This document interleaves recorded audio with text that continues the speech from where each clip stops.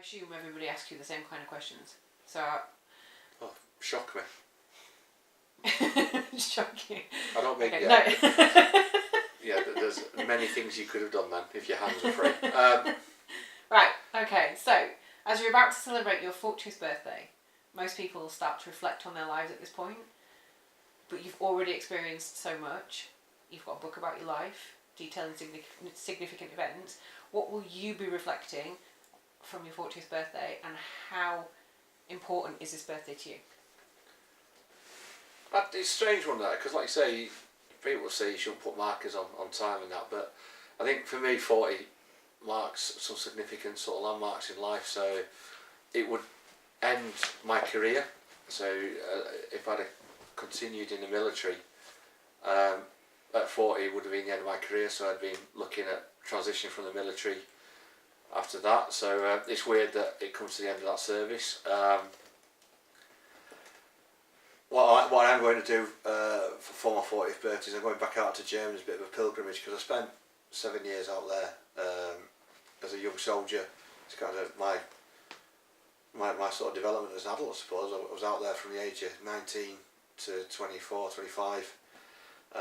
This is where I did 2 of my operational tours based from.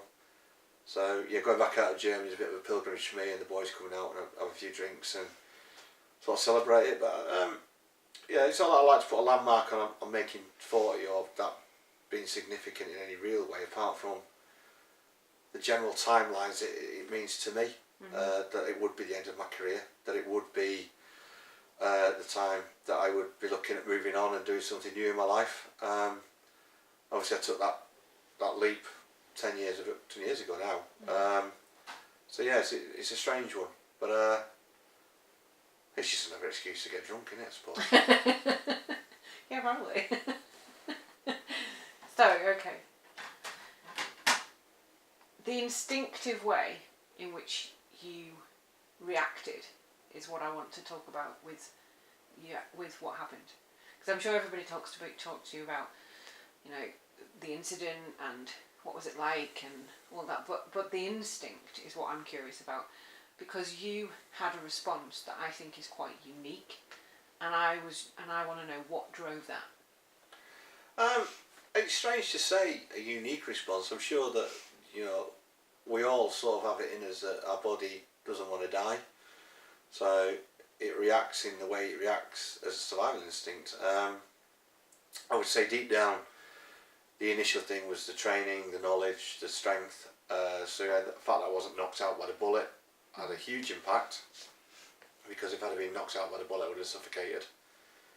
And let's say you sit there, and I think the first thing that went through my mind was, you cheeky so-and-so. And then the second thing that went through was, well, I'm still alive, I knew I hadn't been blown up, because it was an impact and not a heat wave.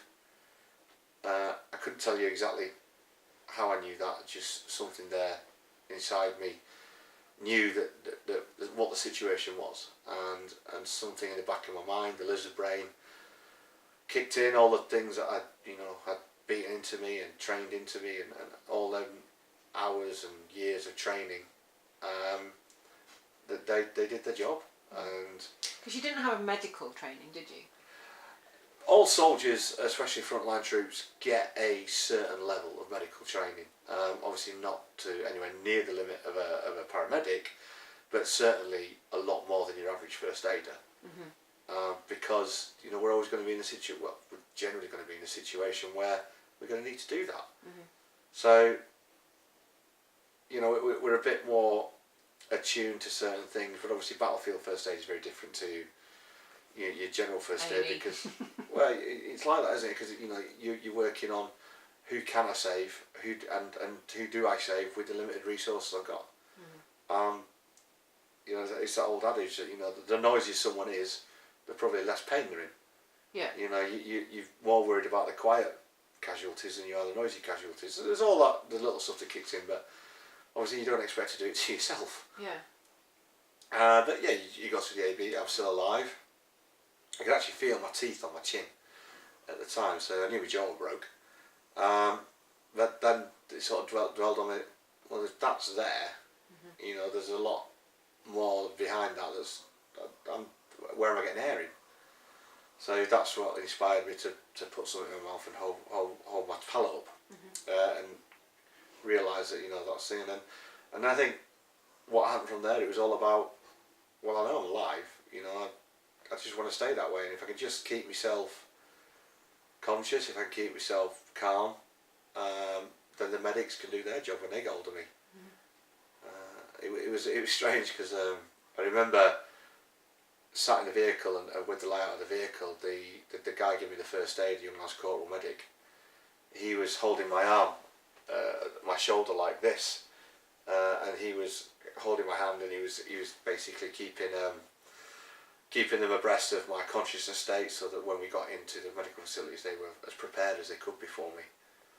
And I think we got quite close to the camp, and my arm started to drop on him, and the poor lad panicked. He thought that things were going wrong, and it wasn't. It was just I had my arm in that position for 20 minutes, and my shoulder had gone to sleep.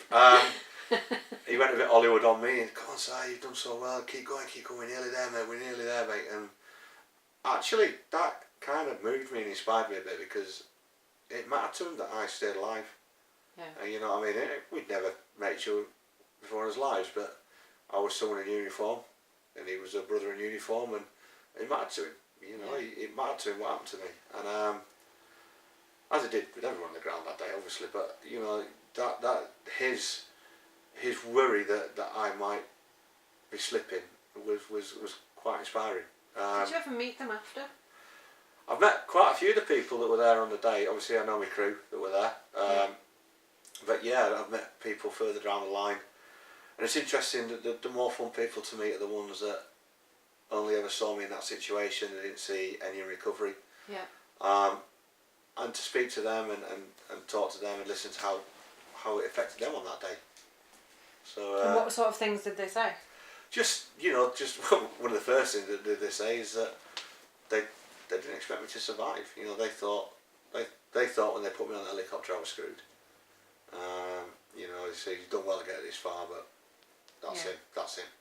And you know, I met medics sometimes. You know, that's the thing with the medical sort of fraternity. That dark sense of humour, that pragmatism is what keeps them going, because if they got emotionally involved in every case, it destroyed them. So they are quite pragmatic, and when you speak to them, they're very pragmatic. That, yeah, we thought you were gone, we thought you were done.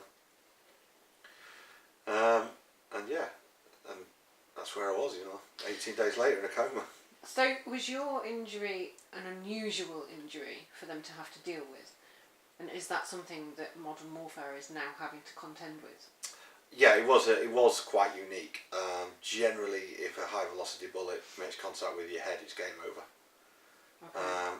There are very few penetrating facial injuries or head injuries that folks survive. Right. And if you look at ballistics nowadays, bullets are more accurate, they're more, you know, the way they're designed.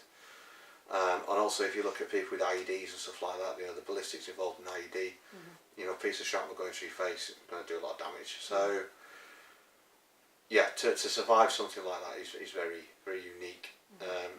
Not, like I say, not unheard of. I mean, I know of, in the charity work that I do, I know of people from the First World War who suffered similar injuries, you know, bullets to the face, and somehow survived with the medicine they had back then. So, but it did put challenges up for the physicians to put my face back together, because generally these days a facial impact, you know, to max fax to rebuild your skull, they've got big lumps of bone to work with. Yeah. They didn't have that. Yeah. You know, they had to create a face from nothing. Yeah. So the jaw was obviously glued back together, and then there were plates put in to try and connect my eye sockets to my top jaw. There's a lot missing, a lot they had to do. So they kind of had to rely on some older techniques integrated with some newer techniques to try and actually get a system that worked.